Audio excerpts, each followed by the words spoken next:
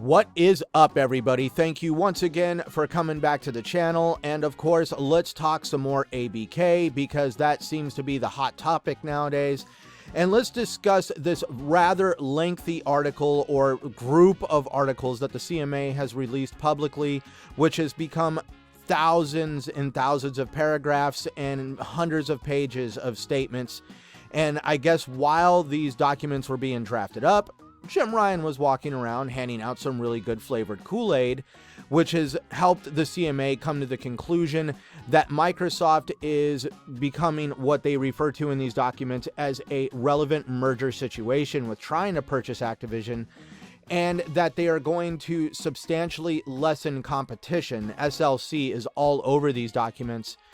And one of the things that they're wanting to cover in the brief summary at the beginning of this is that they feel that the deal is going to lessen competition for consoles and cloud, and that it's also identifying what they expect to result in adverse effects, for example, in the form of reduced choice, increased price, lower quality, and or reduced innovation. And come on now, let's face it, the whole industry does not hinge on the fate of Activision. I'm sorry, for me, it's just Call of Duty, but apparently the CMA is also demanding more than just Call of Duty at this point, but we'll get to that in a second. They wanted to first start off talking about how Microsoft's purchase of Bethesda ZeniMax in 2021 is kind of setting a precedence on how Microsoft has made games exclusive like Redfall and Starfield, even ignoring that Microsoft has kept all past games released when Bethesda was a separate company still available on competing platforms. They're even going to bring some of those games to platforms like Nvidia now. And we have also seen Microsoft fulfill contractual obligations with PlayStation for games like Ghostwire Tokyo and Deathloop. But, you know, let's bring up Bethesda ZeniMax. So, because of Bethesda ZeniMax and what they've done, the CMA in paragraph, section 7, paragraph 364, and that was way deep in these documents. In the section above, we provisionally conclude that the merged entity, Microsoft Activision, would have the ability and incentive to foreclose on Sony Interactive Entertainment in the gaming console market. They are essentially saying that Microsoft not only has the incentive, but the ability to snatch Call of Duty away from PlayStation fans, and that this is going to completely disrupt the flow of everything, even though Microsoft has said time and time again that this is not going to happen. But for some reason, they keep sticking to this conversation. It's almost getting annoying at this point. And that they're worried that this is going to harm overall competition because Call of Duty needs to be on PlayStation for there to be competition. And without competition, Microsoft can just go willy-nilly and do whatever the hell they want in the gaming industry. And they even point out that this is especially the case when it comes to the buy-to-play segment of the market, where SIE provides the strongest competitive constraint.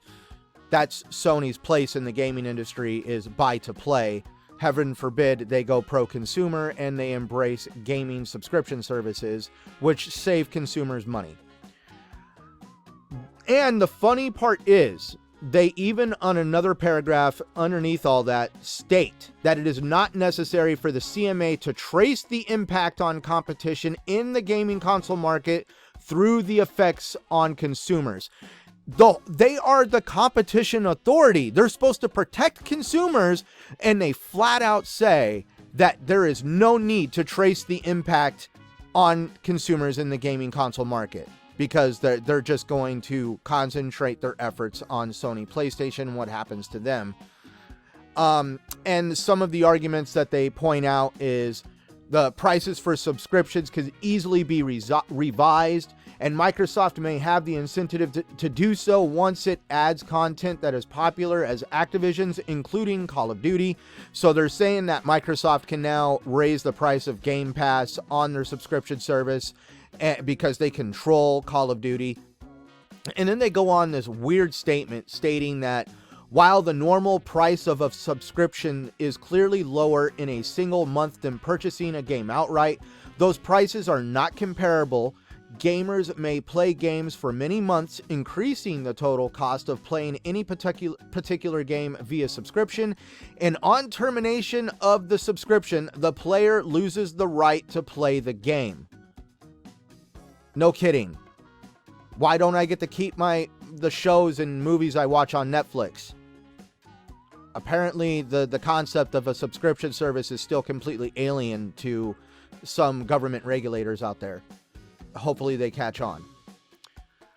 And another thing they wanted to point out in this is the barriers to entry and expansion when it comes to bringing new games into the console market. These barriers are like the cost of development to create these games, especially one on the size of Call of Duty. The marketing involved in creating a game like Call of Duty. The brand recognition that some of these games carry, like Call of Duty. And when it comes to Call of Duty, the CMA feels that the only relevant gaming brand or IP that's been invented in recent past is Fortnite. I would like to think that there's other games out there like Apex Legends and some other ones that definitely have some good brand recognition to them. But again, they feel that Call of Duty kind of sets the bar.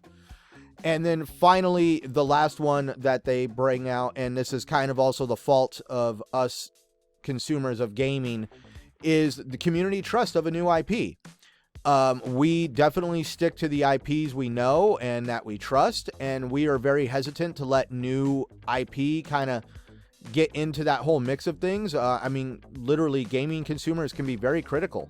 Very critical. I mean, let's look at what's happened with titles like Forspoken and other games that other people just did not want to embrace because of things that they did not agree with or just didn't like in the game. But when it comes to all that, the CMA decided to go down this road of flat out stating that they feel that PlayStation has no way to effectively mitigate any substantial lessening of competition that would arise as a result of the merger by expanding its way into that market, with Sony creating a game that could compete with Call of Duty, or Sony doing something that can create competition on their side to mitigate what could happen if something by some reason Microsoft decides to go asininely crazy and take Call of Duty from them. So without Call of Duty, Sony has no way to compete. Like right here in the paragraph, we provisionally consider that SIE would not be able to effectively mitigate any SLC that arises as a result of the merger through expansion. That CMA's words, not mine. Don't think I'm bringing that up as my opinion. That's just a government regulatory group that PlayStation is constantly catering to and feeding them Kool-Aid. And I guess this is one of the arguments that Jim Ryan's given them. They can't compete. And at the end, and also in all these articles, this is what I was also bringing up, that they're not concentrating on just Call of Duty at this point. When it came to remedies and divesting, Call of Duty from Activision, the merger itself, and making the Call of Duty part of Activision a completely separate entity that was not purchased by Microsoft, they even named Blizzard's World of Warcraft. So they're not only wanting Microsoft to divest Activision Call of Duty, but they're also wanting them to divest Blizzard's World of Warcraft. It really seems that they are wanting to nix some of the reasons why Microsoft wanted to make this purchase in the first place. But Microsoft didn't just kind of take this laying down. They came out and decided to, take the gloves off, as a matter of speaking, but their knuckles were still taped up. One of their responses was that the provisional findings attempt to overcome this absence of documentary evidence through financial modeling and vague but unsubstantiated references to long-term strategic benefits. They felt that these calculations were completely skewed and flawed. The calculation uses a 5-year gross profit figure, but in assessing the losses side, it uses a figure that measures losses for only a single year. So let's talk about 5 years worth of profits compared to 1 year of losses. You know, basically this is like somebody standing outside of a PlayStation event wanting people to give their opinion on the Xbox ecosystem. You're just creating the results you need to fill the narrative that you're looking for. And the other part that they brought into that was the long-term strategic benefits are, by their nature, speculative and uncertain. They would therefore need to be particularly clear evidence on the strategic benefits to even act as some sort of counterweight to other evidence which clearly points against any incentive to foreclose. Microsoft has wanted Call of Duty to remain multi-plat for at least 10 years and probably for a long time into the foreseeable future. And not to mention, Microsoft has shown that they want to expand the platform availability for Call of Duty. So they're demanding that the CMA and other government regulatory groups present evidence that they plan to foreclose this title from the gaming industry and keep it exclusively on Xbox-centric platforms. And they even double down saying, nor can the CMA place reliance on Microsoft's past behavior following acquisitions of a smaller studio publisher to question the clearly articulated strategy in relation to this deal. They don't feel that Bethesda is actually a good example. They actually name Minecraft. Minecraft remains the closest analog to Call of Duty in terms of Microsoft's previous acquisition. Minecraft has remained on all platforms post-acquisition, in addition to being made available on many new platforms, including Nintendo. This entirely consistent with the strategy Microsoft has repeatedly set out in relationship to this merger. They want Call of Duty to be another Minecraft, a game that they grow and nurture on a lot of platforms, and they expand the reach of that game to other platforms, which in my opinion is why Sony doesn't want this deal to go through, because Sony doesn't want consumers to have a bigger choice on where to play Call of Duty. They want PlayStation to be the de facto end-all be-all of where you can go to consume Call of Duty, because apparently Call of Duty is the only thing that is pumping through their blue bloody veins. Microsoft's view is that Sony chooses not to support PlayStation Plus with its best content day and date, and instead seeks to protect a strategy where gamers do not have the option to access this content via subscription, instead preferring that gamers pay full price to access this content. Again, Microsoft pointing out that the CMA feels that Sony's big place in the gaming industry is buy to play, and that they do not want to adapt or grow with the industry and embrace the new concepts that are emerging, like game subscription services, which are very pro-consumer. We see a lot of people nowadays cheering PlayStation Plus, especially with, as of this video being filmed, the new titles being put into the PlayStation Plus subscription service. And I mean, there's a lot of stuff on social media. People are getting excited for PlayStation Plus, but they still do not have that day and date with first-party studios to really grow and nurture and make it a very pro-consumer service. They want to, again, talk more about the expanding of Call of Duty's reach with deals on different consoles and cloud platforms, like with Nvidia, Nintendo, Boostroid, another service in Japan. They've really gone out of their way to show that they're trying to expand Call of Duty not only on consoles but also in cloud. And one of the corporate vice president and deputy for general counsel for Microsoft, Rima Alalay, made a statement to The Verge.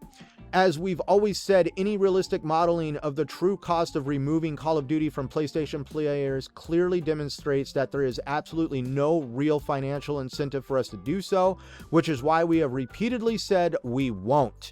Our actions demonstrate that we want to bring more games to more people, not less.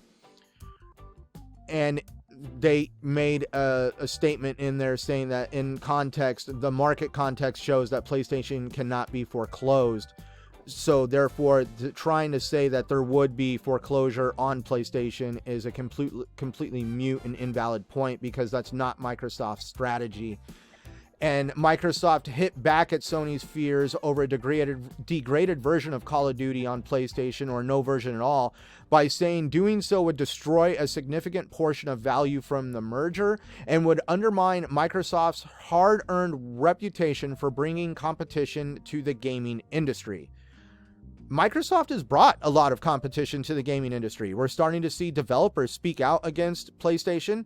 They're doing it anonymously. That's not me fabricating sources. That's all in the CMA documentation. I'll have the descriptions down in the description of this video, and you'll be able to find links to those CMA documents, and you'll see that there is a lot of developers that are willing to speak out about how Sony controls the competition of the gaming industry, and as a result of this, they want to remain anonymous because they don't want to basically have their livelihood destroyed for trying to create more competition that not only benefits us as consumers, but gaming developers and publishers by being able to make these companies like PlayStation and Xbox more competitive for their dollars. And if you really want to see some more of it, you will find an honestly great read of an article titled "Microsoft Isn't Happy with UK Regulators' Math on Activision Blizzard Deal" from The Verge. If you're not wanting to go through all those CMA documents, which I actually had a great time reading them. But for those interested in wanting to hear more about this deal, and I go through a lot of trouble parsing these pages and documents and all this fun stuff, which is watching paint dry for a lot of people. Thank you for tuning in and checking out my content. I like to shrink it down and just give you the quick and easy stuff. But there is a lot of stuff that's going to continue coming out of these documents and out of this deal. We just saw that the EU tried to move their decision date before the CMA, and then now the EU has pushed it back into, I believe, May. So now we're going to see the CMA at least come out in April, I believe. There's going to be more content dropping about this whole deal and more documents that I'm going to enjoy parsing and breaking down for you. So please, thank you for tuning in. The community support has been absolutely wonderful for my content recently, and I'm going to continue delivering to you all. And until next time, my friends, I am Centurion 1307. Keep playing on what you want, where you want, and I'll see you around till the next video.